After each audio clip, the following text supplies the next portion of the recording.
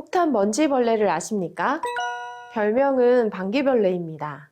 이 벌레는 통나무나 나무 껍질, 돌덩이 아래 축축한 곳에 사는데 커봤자 2cm 정도밖에 되지 않습니다. 이 곤충을 좋아하는 덩치 큰 동물이 있는데요. 바로 개구리나 새입니다.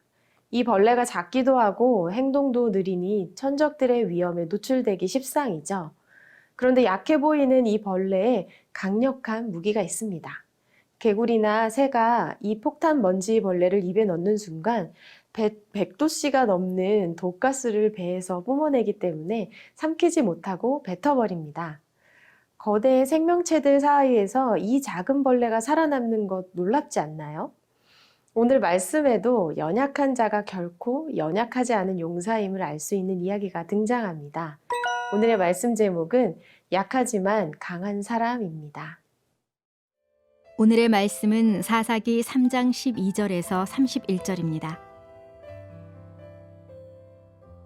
이스라엘 자손들이 여호와께서 보시기에 또다시 악한 일을 저질렀습니다. 여호와께서 보시기에 그들이 악한 일을 저질렀기 때문에 여호와께서는 모압 왕 에글론을 강하게 해 이스라엘에 맞서게 하셨습니다.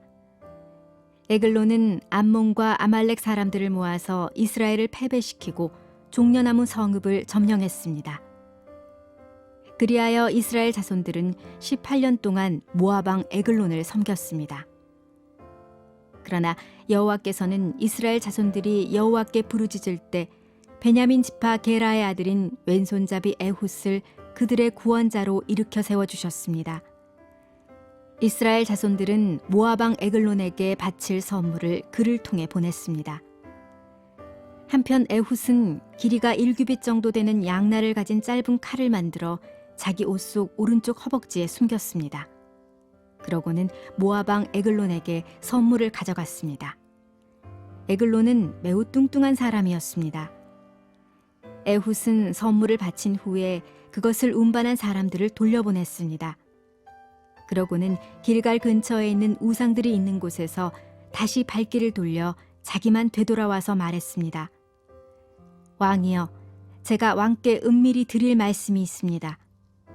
왕이 조용히 하라 라고 말하자 그의 모든 신하들이 밖으로 나갔습니다. 그러자 에훗이 그에게 다가갔습니다. 왕은 지붕 위에 있는 시원한 다락방에 혼자 앉아 있었습니다. 제가 왕께 드릴 하나님의 말씀을 갖고 왔습니다. 라고 에훗이 말했습니다. 그러자 왕이 자리에서 일어났습니다. 그리고 에훗은 왼손을 뻗어 오른쪽 허벅지에서 칼을 뽑아 왕의 배를 찔렀습니다. 칼의 손잡이도 칼날을 따라 들어갔습니다. 에훗이 칼을 왕의 배에서 빼내지 않아 몸속의 지방이 칼날을 감싸고 등 뒤로 나왔습니다. 에훗은 곧 밖으로 나와서 다락방의 문들을 닫고서 걸어 잠갔습니다. 그가 가고 난 후에 신하들이 와서 다락방의 문들이 잠겨 있는 것을 보고서 왕께서 시원한 다락방에서 용변을 보고 계시나 보다 라고 말했습니다. 그들은 오랫동안 기다렸습니다. 왕이 여전히 다락방 문을 열지 않아서 그들이 열쇠를 가져다가 열어보니 그들의 왕이 바닥에 쓰러져 죽어 있었습니다. 한편 그들이 기다리고 있는 동안 에훗은 도망쳤습니다. 그는 우상들이 있는 곳을 지나 스이라로 도망쳤습니다. 그가 그곳에 도착해 에브라임 산지에서 나팔을 불자 이스라엘 자손들이 그를 앞장 세우고 그와 함께 산에서 내려왔습니다. 12절의 말씀을 읽겠습니다. 이스라엘 자손들이 여호와께서 보시기에 또다시 악한 일을 저질렀습니다. 여호와께서 보시기에 그들이 악한 일을 저질렀기 때문에 여호와께서는 모압 왕 에글론을 강하게 해 이스라엘에 맞서게 하셨습니다. 아멘. 이스라엘 자손이 하나님 보시기에 악을 행하기에 하나님께서 모압 왕 에글론을 강하게 하셔서 이스라엘을 대적하게 했다고 말씀합니다. 이것을 통해 알 수 있는 것은 때로 하나님께서는 범죄한 이스라엘을 징계하는 도구로 사용하기 위해 주변 국가를 강성하게도 하실 수 있는 분이시라는 것입니다. 우리의 대적이 강성해질 때 우리는 우리 자신을 살펴볼 필요가 있겠습니다. 하나님께서 믿음의 테스트를 진행 중이신지 분별해야겠습니다. 13절에 보면 에글론이 암몬과 아말렉 자손을 모아서 종려나무 성읍을 점령했다고 말씀하고 있습니다. 종려나무 성읍은 여리고성을 의미합니다. 여러분, 모압 왕이 연합군을 끌고 와서 이스라엘의 여러 곳을 빼앗으려고 했을 텐데 여리고성에 대한 언급만 성경에 있는 이유가 무엇일까요? 여리고성은 동쪽으로는 요단강, 서쪽으로는 예루살렘 지하수가 모여 흐르는 하천이 지나는 곳으로 매우 비옥한 오아시스 지역입니다. 종려나무뿐 아니라 다양한 과일이 풍성하게 나는 옥토입니다. 게다가 이곳은 요단강 일대의 중심부로서 군사상 요충지입니다. 따라서 이곳을 점령했다는 것은 곧 그 일대의 지배권을 장악했다는 사실을 의미합니다. 이스라엘이 또다시 하나님을 버리고 우상 숭배 후 가장 먼저 빼앗긴 곳이 여리고였다는 것은 우리에게 중요한 것을 시사해 줍니다. 하나님의 계명을 벗어나 자유롭고 풍성하게 살기 위해 풍요의 신 바알을 섬기며 따랐지만 가장 먼저 풍요를 상징하는 여리고를 잃게 된 이 역설을 우리는 확인할 수가 있습니다.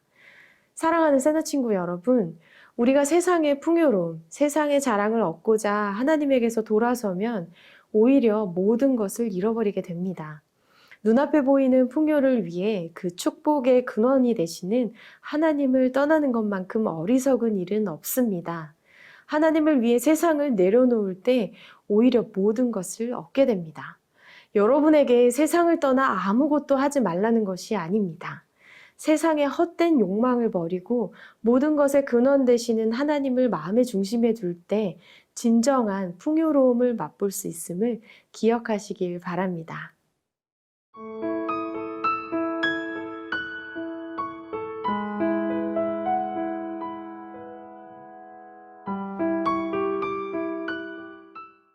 (15절의) 말씀을 읽겠습니다.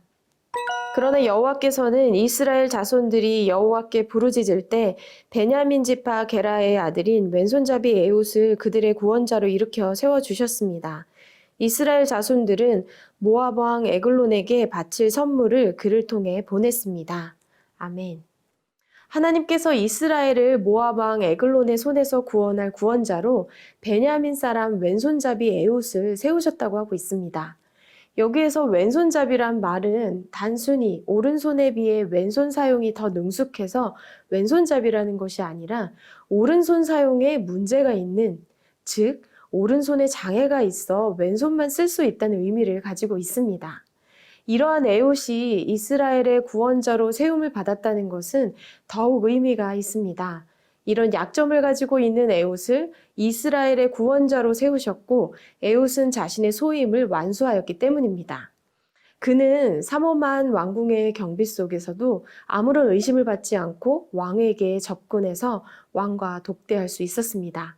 그가 에글론을 암살할 때 에글론 왕은 소리를 지르거나 어떤 도움을 구하는 행동도 하지 않았습니다. 또한 에훗이 도망갔을 때도 신하들은 다른 상상을 하면서 마냥 기다립니다. 하나님의 여러 도움이 없었더라면 결코 일어나기 힘든 과정이었습니다. 하나님께서는 열린 문을 두셔서 하나님의 뜻을 구하는 자에게는 능히 닫을 사람이 없도록 은혜를 베푸시는 분이십니다. 에훗은 사사시대 중에서 가장 평안한 시기를 이룩합니다. 그는 비록 약점이 있었지만 인간에게 약한 것이 하나님께는 아무런 조건이 되지 않습니다. 아무리 약해 보여도 하나님께 붙들리면 지극히 강하게 되는 것입니다. 하나님께서는 약한 자로도 얼마든지 하나님의 크신 일을 이루시는 분입니다. 그러므로 사랑하는 세나 친구 여러분, 우리는 스스로 보기에 또는 다른 사람이 보기에 작아 보이거나 가진 것이 없어 보이거나 뒤처져 보일 수 있어도 그것은 하나님 앞에 결코 낙심하거나 체념할 것이 아닙니다. 소용없다고 아예 시도조차 하지 않고 노력조차 하지 않는 것은 하나님의 뜻이 아닙니다. 다윗이 골리앗을 어떻게 이겼는지 기억하세요. 왼손잡이인 에훗을 통해 어떻게 이스라엘을 구하셨는지를 떠올려 보세요. 하나님은 약한 것을 들어 강한 자들을 부끄럽게 하시는 하나님이십니다. 하나님의 일을 할 때 하나님은 반드시 도우시는 분이십니다. 우리가 하나님이 쓰시기 좋은 도구라는 것을 기억하면서 약할 때 강함 되시는 하나님을 찬양하는 여러분 되기를 축복합니다. 기도하겠습니다. 세상엔 강하고 내세울 것이 많은 사람들이 쓰임을 받지만 하나님께서는 결코 평범하고 또 부족하지만 그것을 결코 약하다고 여기지 않으시고 오히려 주님의 크신 일을 위해서 사용하시는 주님이심에 감사를 드립니다. 사랑의 하나님, 우리의 작음을 보는 것이 아니라 주님의 크심을 알고 주님과 오늘도 동행하는 하루 될 수 있도록 인도하여 주시옵소서. 예수님의 이름으로 기도합니다. 아멘.